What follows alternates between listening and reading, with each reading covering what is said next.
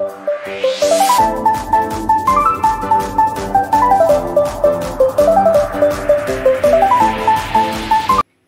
Surgawi, Bapak yang baik, tiba bagi kami menyerahkan waktu ini bagi Tuhan sendiri untuk berbicara kepada kami. Kami serahkan hati dan pikiran kami Tuhan, agar ditaburi firman Tuhan, benih-benih kebenaran. Biarlah benih ini jatuh di tanah yang subur, yang bertumbuh dan berbuah di dalam kehidupan kami hari lepas hari. Terima kasih Tuhan, kami serahkan waktu ini. Biarlah Engkau penuhi kami dengan Roh-Mu yang kudus. Pakailah hamba-Mu ya Tuhan. Berbicaralah kepada kami siap mendengar. Di dalam nama Tuhan Yesus Kristus kami berdoa. Haleluya. Amin. Silakan duduk kembali. Selamat pagi. Shalom. Shalom. Puji nama Tuhan. Bapak Ibu Saudara dikasih Tuhan, hari ini judul khotbah saya hidup di dalam kasih. Hidup di dalam kasih. Saya percaya kasih merupakan hal yang penting dalam ajaran Alkitab. Kasih adalah pusat dari seluruh isi firman Tuhan, mulai dari kitab Kejadian sampai kitab Wahyu, yang dirangkum dalam Injil Yohanes pasal 3 ayat 16. Karena begitu besar kasih Allah akan dunia ini, sehingga Ia telah mengaruniakan anaknya yang tunggal, supaya setiap orang yang percaya kepadanya tidak binasa, melainkan beroleh hidup yang kekal. Hari ini kita akan belajar bersama-sama dari kitab Roma pasal 12 ayat 9 sampai ayat 15. Roma pasal 12 ayat 9 sampai ayat 15. Saya akan membacakannya bagi kita. Demikian firman Tuhan. Hendaklah kasih itu jangan pura-pura. Jauhilah yang jahat dan lakukanlah yang baik. Hendaklah kamu saling mengasihi sebagai saudara dan saling mendahului dalam memberi hormat. Janganlah hendaknya kerajinanmu kendor. Biarlah rohmu menyala-nyala dan layanilah Tuhan. Bersukacitalah dalam pengharapan. Sabarlah dalam kesesakan. Dan bertekunlah dalam doa. Bantulah dalam kekurangan orang-orang kudus. Dan usahakanlah dirimu untuk selalu memberikan tumpangan. Berkatilah siapa yang menganiaya kamu. Berkatilah dan jangan mengutuk.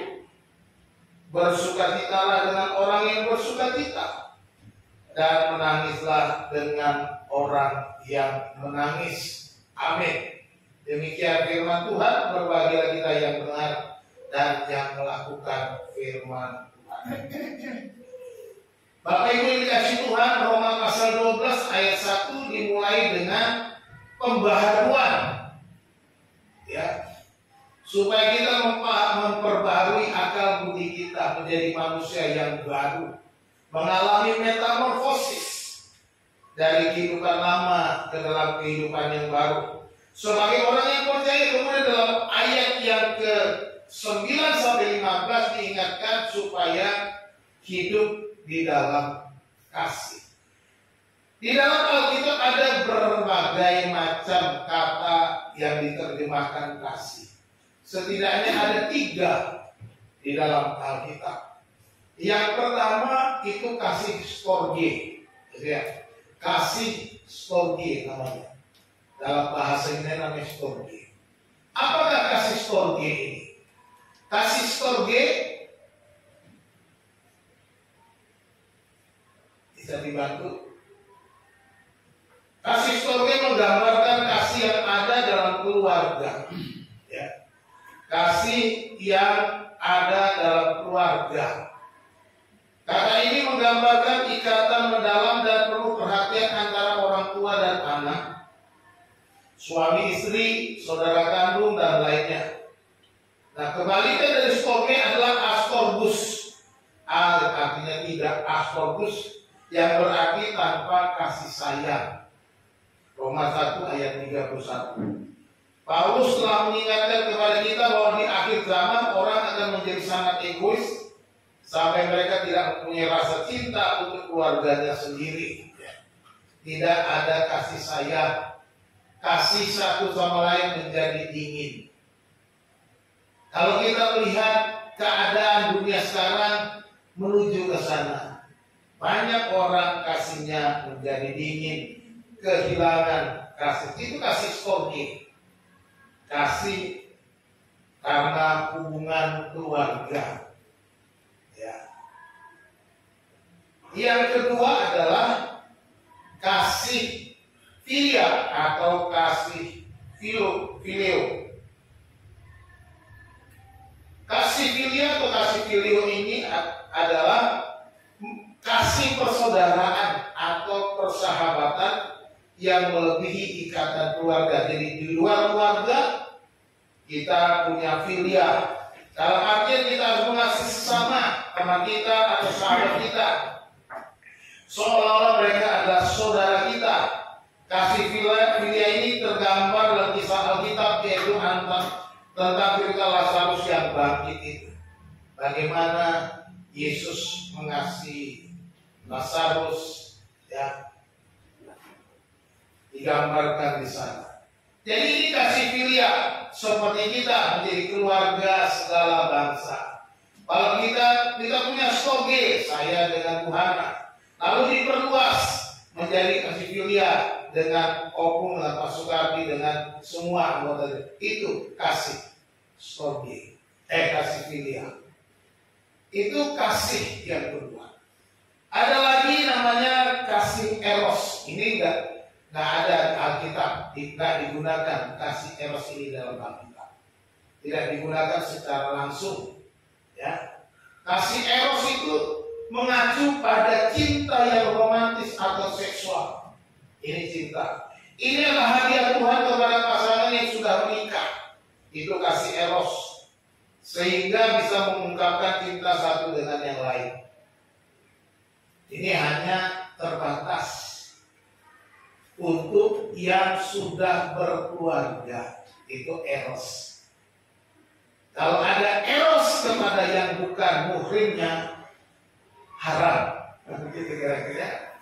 Jadi harus ini antara suami dan istri. Cinta ini tidak muncul dalam Alkitab. Kok mungkin nggak bisa sih? Oke. Hilang. Tidak muncul dalam Alkitab, tapi kitab Kidung Agung kita bisa melihat cinta yang penuh gairah yang dimiliki pasangan suami istri. Ya, itu ada eros di situ. Nggak disebutkan kata eros, tapi itulah gambarannya. Hanya antara pasangannya masing-masing. Lalu yang keempat ini ada di Alkitab yang merupakan kasih yang seringkali disebutkan, yaitu kasih agape. Apakah kasih agape itu? Kasih agape adalah cinta tertinggi yang dirujuk oleh Alkitab. Cinta ini abadi, sempurna, penuh pengorbanan, dan tanpa syarat. Itu kasih agape. Kasih yang tanpa syarat. Kasih agape menggambarkan kasih Allah. Ya. Dalam 1 Korintus 13 ayat 4-8. Agape adalah kasih yang sempurna. Tuhan Yesus mewujudkan kasih ini dengan mengorbankan dirinya untuk menebus umat manusia. Itu kasih agape. Itu kasih agape itu kata benda. Jadi kata kasih ini kata benda. Lalu di dalam Yohanes 3 ayat 16 itu digunakan kata kerja. Kata kerjanya agapao. Saya mengasihi agapao. Kalau di dalam Injil Yohanes 3:16 itu digunakan kata egapesen, telah mengasihi, bentuknya lampau. Ya. Jadi ini digunakan kata agape. Nah, Bapak Ibu dikasih Tuhan, bagaimanakah seorang Kristen hidup di dalam kasih? Tentunya kita harus lihat apakah kita hidup dalam kasih. Ada 3 tanda orang Kristen yang hidup dalam kasih. Dari bacaan kita melihat ada 3 hal yang menjadikan ciri atau tanda bagi kita yang hidup dalam kasih. Yang pertama dikatakan hidup tidak berpura-pura. Ya. Hidup tidak pura-pura. Di dalam ayat 9 dan 10, dan hendaklah kasih itu jangan pura-pura, jauhilah yang jahat dan lakukanlah yang baik. Hendaklah kamu saling mengasihi sebagai saudara dan saling mendahului dalam memberi hormat. Mari kita selidiki kata-kata yang digunakan di dalam ayat ini. Apakah kata kasih di sini menggunakan kata yang kita sebutkan tadi? Perhatikan ya, hendaklah kasih itu jangan pura-pura. Kasih digunakan di sini digunakan kata agape. Nah, hendaklah kasih itu, agape itu jangan dengan kepalsuan, jangan dengan kemunafikan, jangan berpura-pura. Digunakan dalam bahasa Yunani begini, he agape anupokritos. Bacanya he agape anupokritos. Jadi jelas digunakan kata agape. Kasih itu, he agape, kasih itu tidak berpura-pura, ya. Kata anupokritos itu artinya tidak pura-pura, tidak palsu, atau boleh dikatakan kasih itu harus ikhlas. Anupokritos itu artinya tulus, ikhlas. Jadi kalau kita menjadi kasih agape atau kasih yang sejati itu tidak pura-pura. Kalimatnya simpel, he agape anupokritos. Cuma 2 kata. Tapi terjemahan hendaklah kasih itu jangan pura-pura. Terjemahan harafiahnya, kasih itu harus ikhlas. Kasih itu tidak pura-pura, gitu aja. Kasih itu tidak dengan kepalsuan. Itu yang dikatakan. Agape, kasih yang tanpa syarat, tidak boleh dengan kepura-puraan, kemunafikan. Itu kasih agape. Lalu ayat berikutnya menjelaskan itu. Bagaimanakah kasih yang tidak berpura-pura itu? Bagaimana kasih yang tidak pura-pura? Di dalam ayat yang berikutnya dikatakan, jauhilah yang jahat dan lakukanlah yang baik.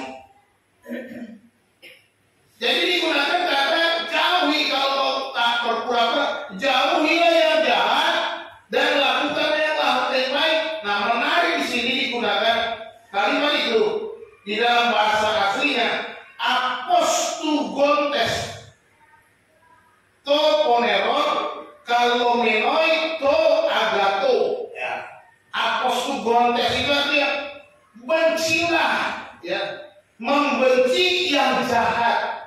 Apostugontes to poneron, ya, to poneron. Jadi kita seorang yang punya kasih yang sejati, kita harus membenci yang jahat dan melakukan yang baik. Nah, menarik kata kalau menoi di sini artinya kalau ini juga kata seperti orang yang nempel, orang yang bekas seperti ngelem. Jadi orang yang punya kasih sejati itu dia membenci yang jahat, tapi dia nempelnya sama yang baik terus. Dia melekat kepada yang baik, dia dekat kepada yang baik, dia tidak mau dengan kejahatan, tetapi mendekat atau nempel bukan hanya sekedar, tapi nempel. Ada kalau memang. Gambarannya di sini bagaimana kita sebagai orang percaya yang punya kasih sejati. Ada yang jahat ya, saudara benci jahatnya, bukan membenci orangnya.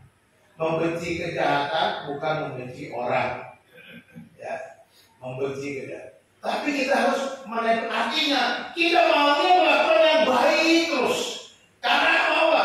Selalu melekat dengan yang baik. Inilah punya kasih sejati. Itu yang pertama dikatakan di dalam ayat itu. Dan kemudian katanya ayat berikutnya digunakan kata saling mengasihi sebagai saudara. Ya, perhatikan di situ. Digunakan di dalam ayat ini ya. Hendaklah kamu saling mengasihi sebagai saudara. Ya kan? Hendaklah kamu saling mengasihi sebagai saudara, saling mendahului dalam menjawab. Nah, saya perhatikan di sini digunakan kata saling mengasihi sebagai saudara, digunakan kata T Philadelphia S alius itu atau satu dengan yang lain atau saling. Digunakan kata filia, kata kasih, atau digunakan kata Philadelphia dari kata filia tadi itu kasih persaudaraan. Jadi orang yang punya kasih sejati, dia tidak boleh lepaskan kasih persaudaraan. Orang yang punya kasih sejati, kasih persaudaraannya nyata, harus saling mengasihi sebagai saudara. Kalau kita sebagai saudara nggak bisa saling mengasihi, tidak mungkin kita bisa mengasihi tanpa syarat. Itu dia. Jadi ini komplit dia. Kita tidak punya kasih sejati kalau sesama kita saling membenci. Kita tidak mau mengasihi saudara yang kita lihat, teman yang kita lihat tidak mau, tidak ada Philadelphia. Kalau tidak, bagaimana kita bisa punya kasih tanpa syarat? Kasih yang sempurna, kasih yang memberi, kasih yang melakukan apa saja, kasih yang berkorban, kasih yang sempurna. Itu kasih agape. Kasih agape itu katanya menjauhi yang jahat, nempel kepada yang baik. Kedua, punya kasih persaudaraan harus ada. Dan yang ketiga, kita punya kasih storge juga, kasih kepada orang lain, memberi hormat. Di dalam ayat yang berikutnya itu ada 3 nih.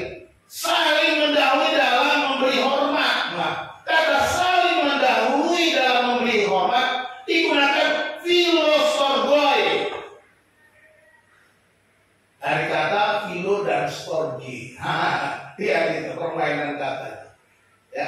Jadi digunakan kata di sini filostorgoi. Ada ini dari kata filo dan storgoi ini dari kata storgi. Akar katanya sama. Jadi kalau kita memberi hormat itu artinya bagaimana kita hormat sama orang tua.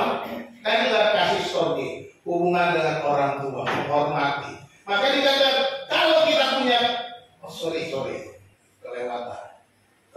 Kalau kita punya agape yang tidak pura-pura, kasih agape yang sejati, kita harus nempel sama yang baik, jauhi yang membenci kejahatan, nempel sama yang baik.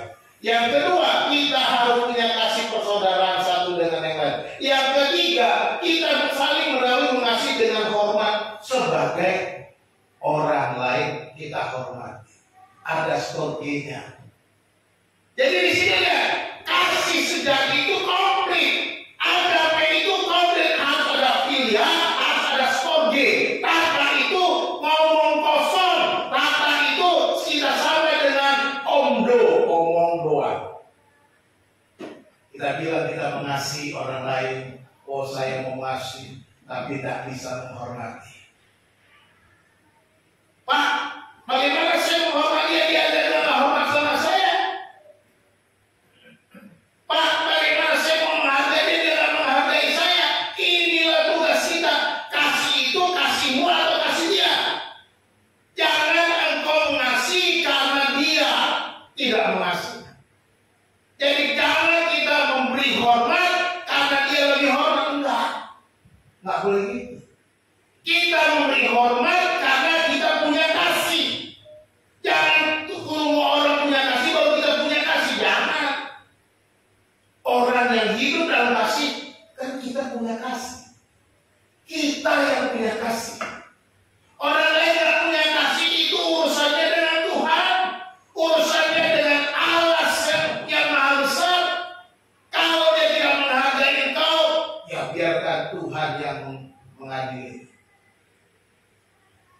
apa yang ditabur orang itu akan dituai.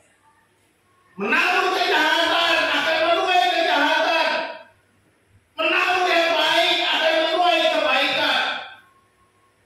Dan ada istilah, barang siapa yang menabur angin akan menuai badai. Jadi jangan tabur angin, Mbak, yang jahat-jahat. Badainya nanti merusak kita. Ini yang kita punya.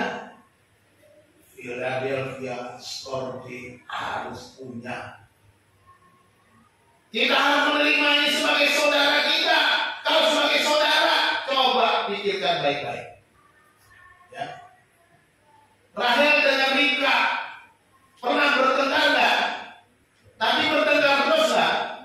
Enggak. Baik karena saudara, kakak adik. Bertengkar hebat pun bagaimanapun tetap aja baikan lagi. Saudara. Demikian juga kita sekarang, lompat Rahel dengan Jeremy. Beda bapak, beda ibu, lain suku, beda. Tapi kalau dia punya kasih persaudaraan, musuhan bertengkar dikit, baikan lagi. Karena apa? Saling mengasihi. Itu dia. Sebagai saudara. Kalau dia ada saudara, saudara gua bukan siapapun, bodo amat, biarin aja. Nah itu orang yang egois. Orang yang mementingkan dirinya, artinya juga dia tidak punya kasih agape, dia tidak punya kasih sejati, dia tidak mau berkorban, dia tidak mau memberi hidupnya, mengasihi orang lain.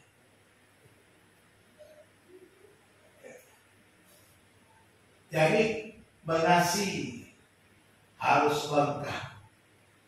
Jadi Alkitab mengajarkan kalau kita punya kasih agape, juga punya kasih filia, juga punya kasih storge. Ini wajib bagi kita.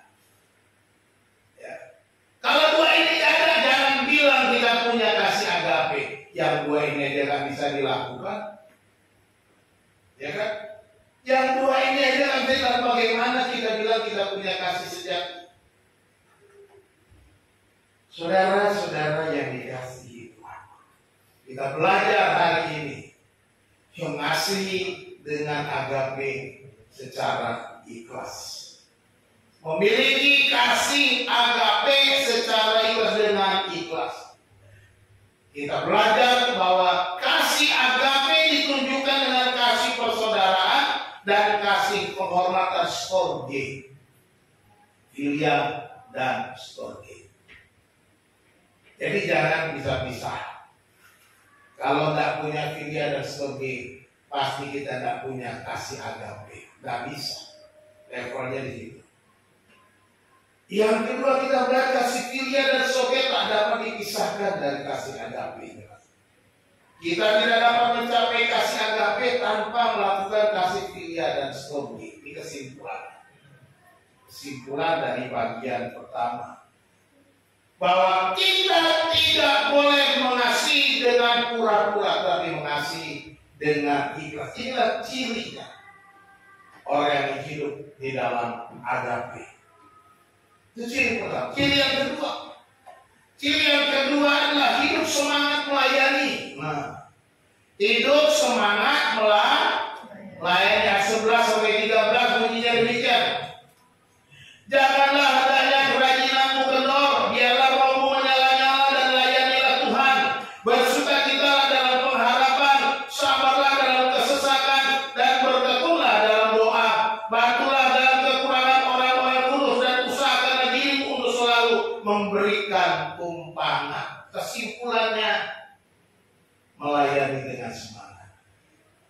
Amin. Semangat melayani, bertobat-tobat, rapi-api, tetap tidak mau kendor, jangan kendor, katanya. Janganlah kerajinanmu kendor. Semangat melayani Tuhan. Apa yang kita perhatikan yang pertama? Yang semangat melayani ada 3 hal yang kita perlu perhatikan. Pertama, jangan kendor. Kerajinan, jangan kendor dan terus menyala. hari ini saya mau kita belajar. Karena menarik ketika saya selidiki bahasa aslinya, ini penting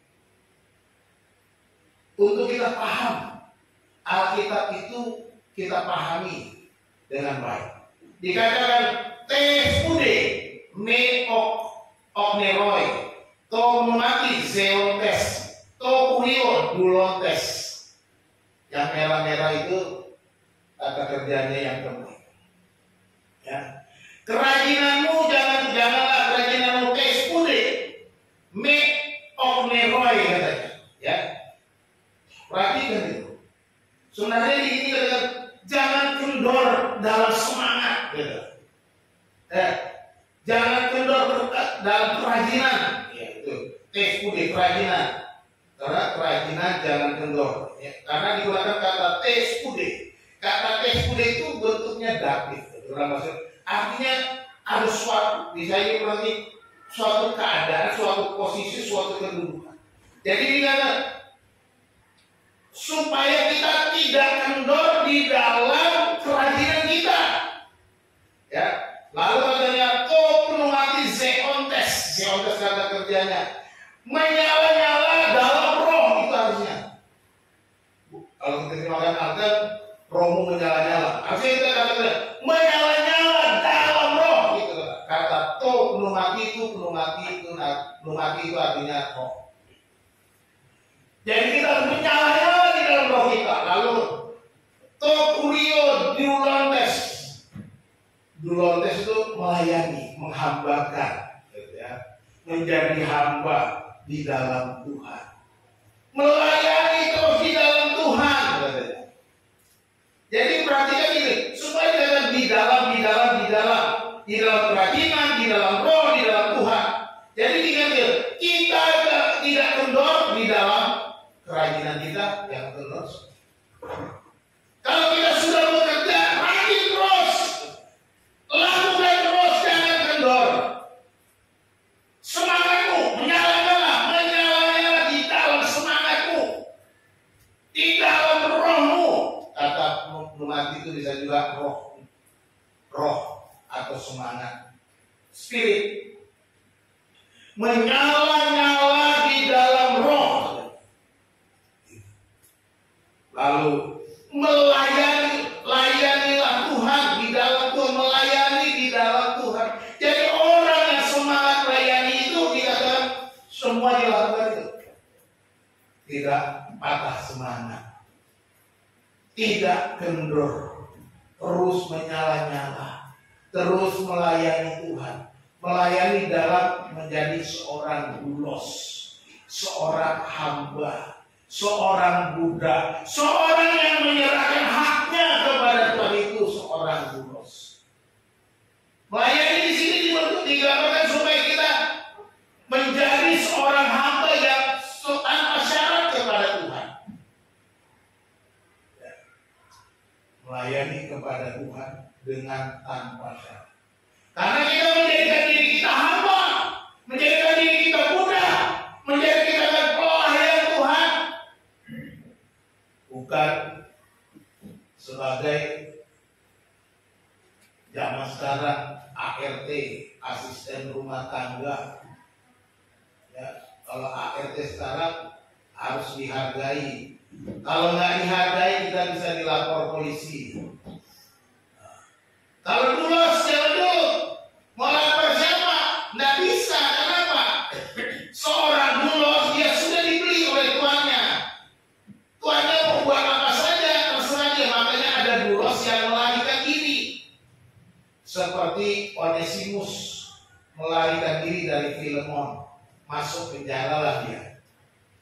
Karena melarikan diri. Dipenjarakan karena melarikan diri. Yang salah siapa? Yang salah budaknya, bukan tuannya. Walaupun budaknya memang aku disisa, aku nggak dikasih makan, nggak bisa, tuannya salah. Karena kamu sudah dibeli. Nah demikian juga kita sebagai seorang dulosnya Tuhan. Kamu sudah dibeli dan harganya sudah lunas dibayar. Kita sudah dibeli.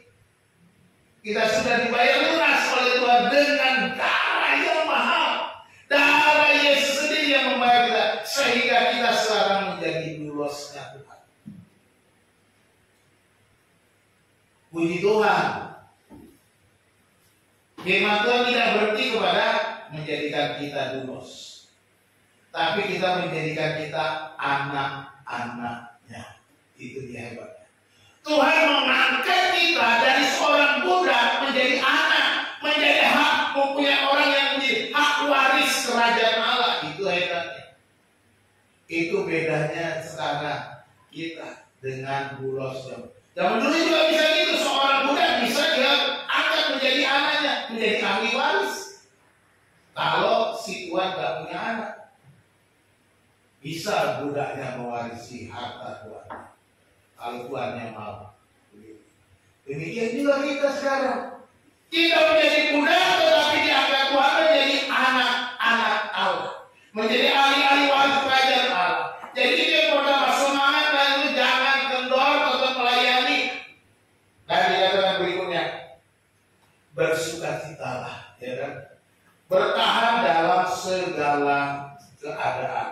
TLPD Hierontes, ya, T Eclipse Kupomenontes, T Proseke Proskaterontes. Maaf, bahasanya agak aneh. Tapi ini kita Kairontes, dari kata Kairo, bersukacita. Bersukacitalah, TL tidak di dalam pengharapan. Kita diajarkan ini apa? Supaya kita bisa bertahan dalam segala keadaan.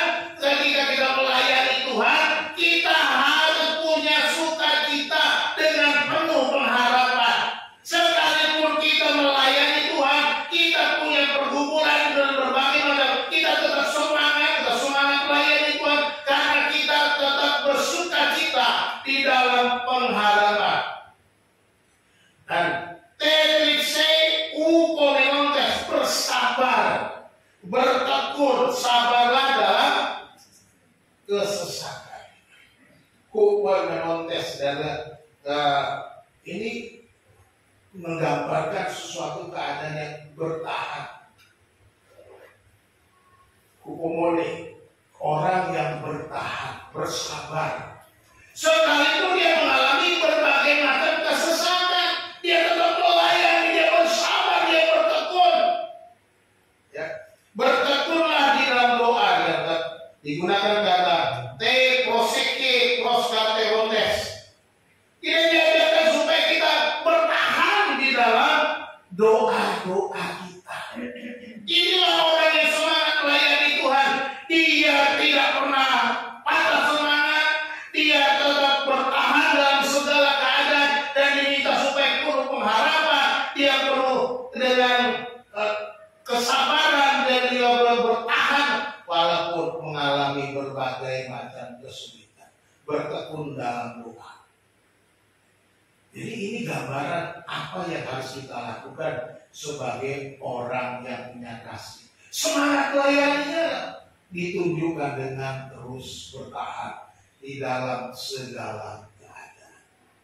Dan yang ketiga, orang yang mengasihi itu semangat melayani karena dia menolong orang lain yang kekurangan.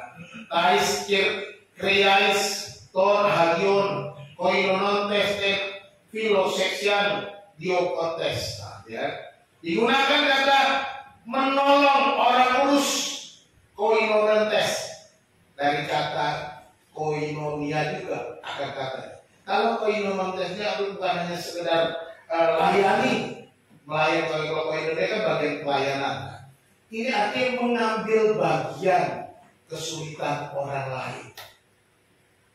Makanya dikatakan semangat lain. Ambillah bagian pada kesulitan orang lain dengan melayani orang, memberi tumpangan orang-orang yang lemah. Digambarkan di sana, berilah tumpangan sekalipun itu orang asing yang kamu nggak kenal yang perlu pertolongan. Jadi kita diajarkan semangat melayani Tuhan dengan menolong orang lain yang ada di dalam kekurangan. Ambil bagian dalam kebutuhan orang lain. Jangan hanya kita memikirkan diri kita. Inilah kasih yang sejati itu.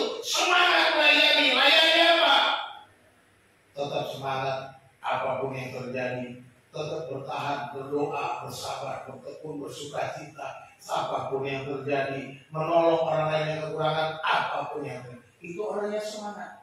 Dan itu adalah tanda orang yang punya kasih sejati. Itulah tanda orang yang punya kasih sejati. Jadi kalau kita simpulkan di bagian kedua ini, melayani Tuhan itu arti kita harus tetap semangat, yang menyala, antusias, yang berkobar-kobar. Kedua, melayani Tuhan tanpa pamrih, di dalam segala keadaan dengan tetap bersukacita, bersabar dan bertekun. Itu diajar.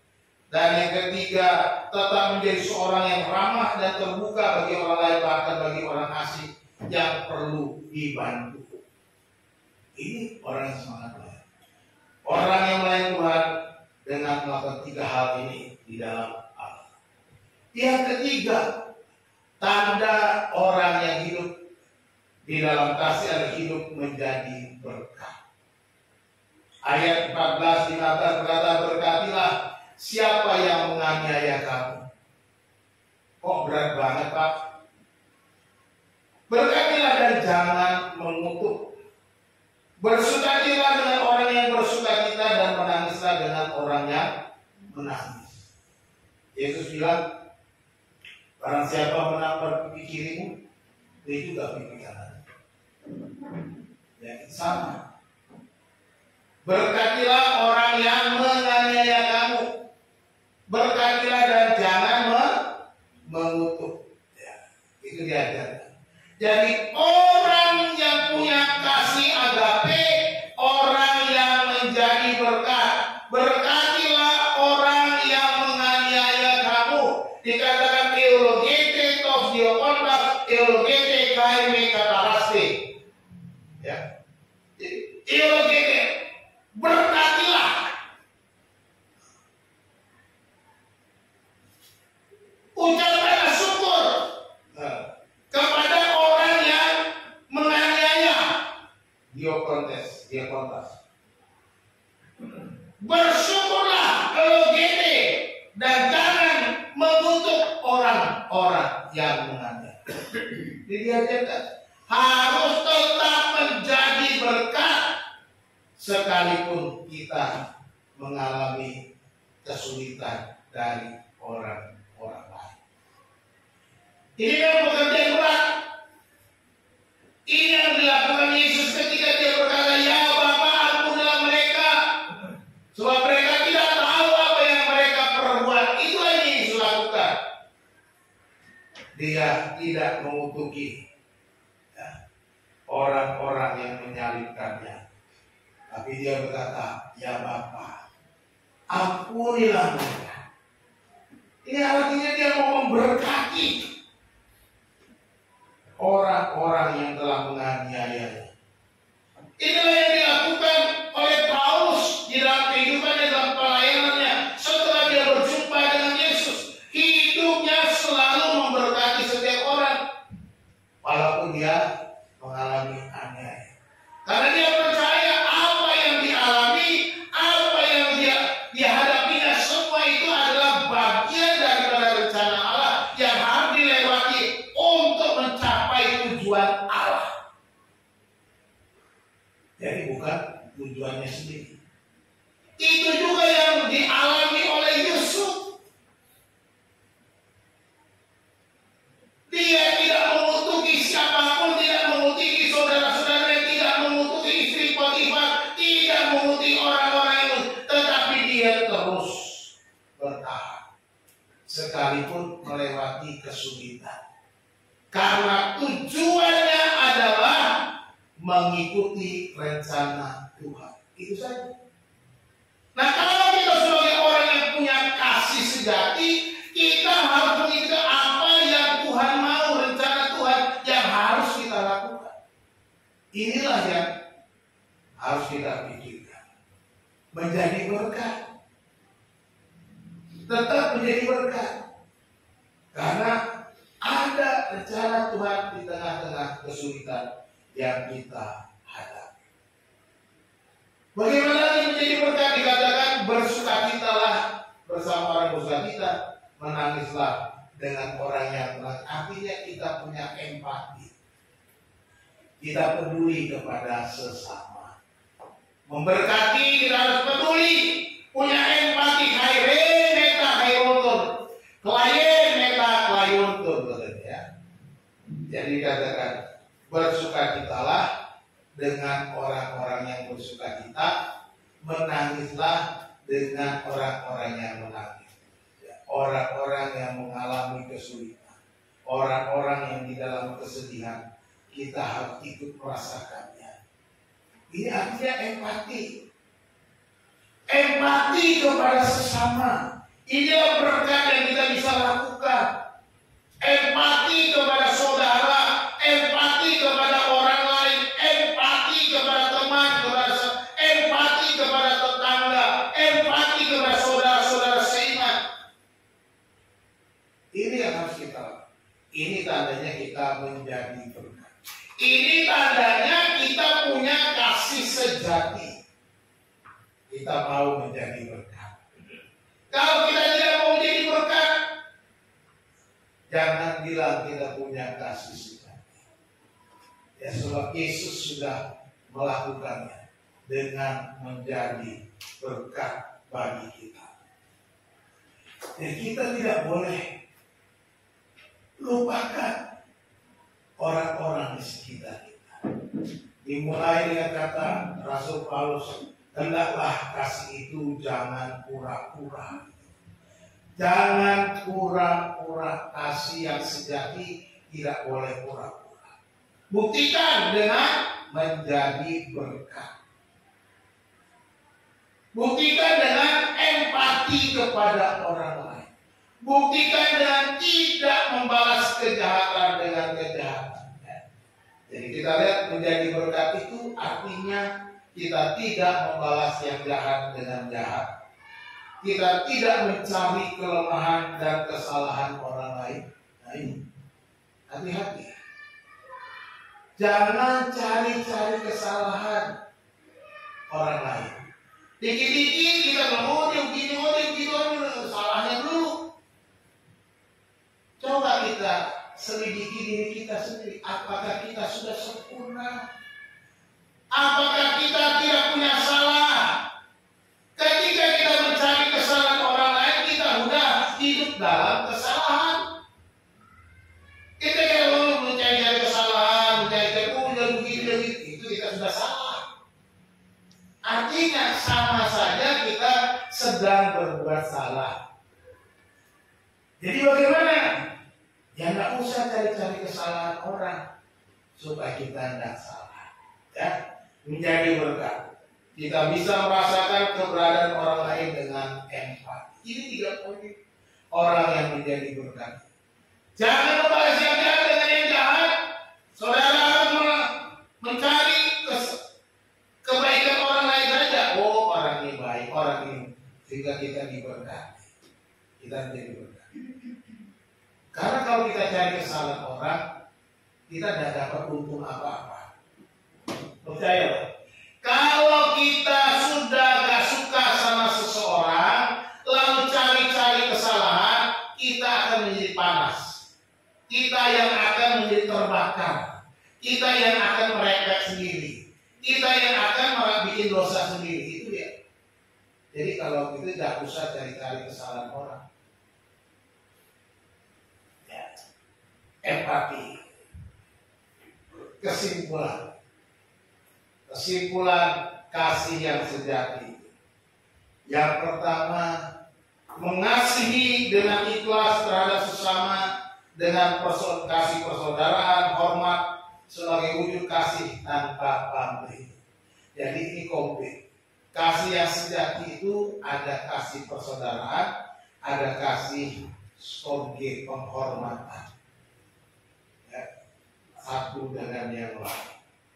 Jadi kita menghargai orang lain. Yang kedua, melayani Tuhan dalam segala situasi dengan tetap semangat dan penuh pengorbanan. Melayani Tuhan dengan penuh pengorbanan, tetap semangat. Walaupun kita tidak, waduh, kecewa saya sudah lakukan ini tapi kok orang ini begini-begini. Nggak perlu kecewa.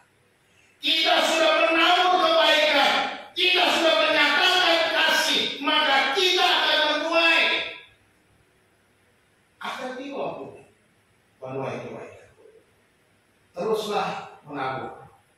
Pengorbanan saudara tidak akan pernah sia-sia. Karena firman Tuhan berkata, jerih payahmu dalam Tuhan tidak akan pernah sia-sia. Nggak pernah. Itu jadi firman Tuhan. Jadi teruslah berkorban. Teruslah mulai. Dan yang ketiga, kita menjadi berkat. Jangan membalas kejahatan dengan kejahatan, tetapi lakukanlah semua yang baik dengan penuh kepedulian dan empati. Harus seperti itu. Balaslah kejahatan dengan kebaikan. Lakukanlah yang baik dan tunjukkan kepedulian terhadap sesama. Empati. Inilah kesimpulan dari kasih yang sejati itu. Hidup di dalam kasih. Ada 3 poin.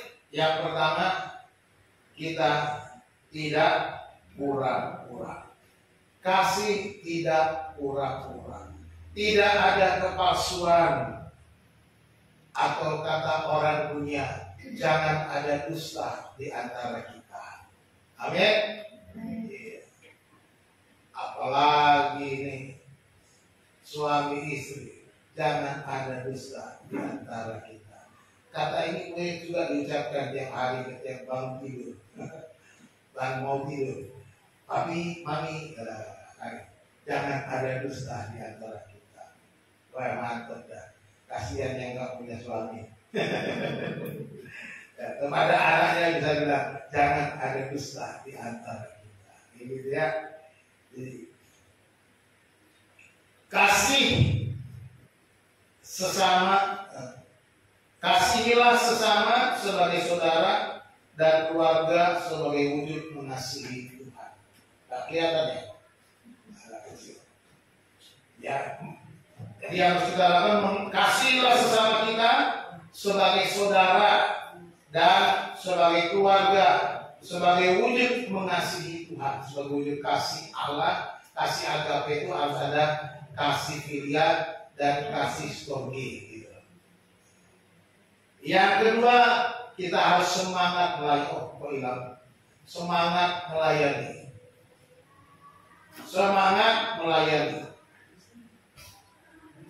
Libatkan diri dalam pelayanan dengan semangat dalam segala keadaan. Dan yang ketiga, menjadi berkat. Milikilah empati dan hati yang memberkati orang lain tanpa pamrih.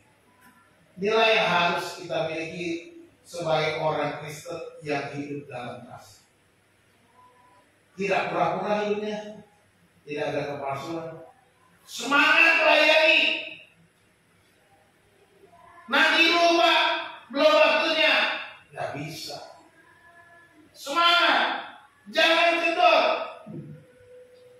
Terus tetap jadi berkat. Apapun yang terjadi, tidak enak, tetap jadi berkat. Tidak dibalas, tetap jadi berkat. Itu yang dikatakan punya kasih sejati. Karena kasih itu tanpa syarat. Kasih sejati itu sempurna. Kasih sejati itu berkorban. Kasih sejati itu memberi, bukan menerima. Ya, itu kasih sejati. Bukan kita menerima. Tuhan Yesus memberkati kita berdoa. Bapak Surgawi, terima kasih untuk firman Tuhan yang sudah kami baca, kami renungkan, kami dengar. Terima kasih untuk kebenaran-kebenaran yang sudah dibentangkan. Kami boleh mengerti kasih yang sejati, kasih yang sempurna itu. Kasih agape. Tidak ada artinya tanpa ada kasih filia, kasih persaudaraan dan kasih storge untuk menghormati orang lain ya Tuhan. Terima kasih Tuhan, ajar kami juga untuk semangat terus dalam melayani. Roh kami terus melayani, menyala-nyala. Kami terus melayani Tuhan sebagai seorang hamba yang menyerahkan haknya kepada Tuhan. Dan kami mau terus menjadi berkat di dalam hidup kami sepanjang hidup kami. Sekalipun kami tidak mendapatkan apa-apa keuntungan secara finansial atau apapun secara fisik. Tetapi kami percaya kami hidup mengasihi oleh karena panggilan kami sebagai orang percaya. Oleh karena ada tujuan Allah di dalam hidup kami. Supaya kami boleh berkemenangan. Supaya kami memperoleh hadiah ketika Engkau memanggil kami. Terima kasih Tuhan, terima kasih kami mengucap syukur untuk firman Tuhan pada hari ini. Biarlah apa yang kami dengar boleh tertanam, boleh kami ingat, boleh kami lakukan sepanjang hidup kami. Terima kasih Bapa di surga, terpujilah nama-Mu. Kami serahkan hidup kami dan biarlah Roh yang kudus terus bekerja dalam hati dan pikiran kami. Terus berbicara kepada kami di setiap langkah kami, bahkan di setiap helaan nafas kami sepanjang hidup kami. Terima kasih Tuhan, terpujilah nama-Mu. Kami serahkan doa kami dalam nama Yesus Kristus Tuhan dan Juru Selamat kami. Haleluya. Amin.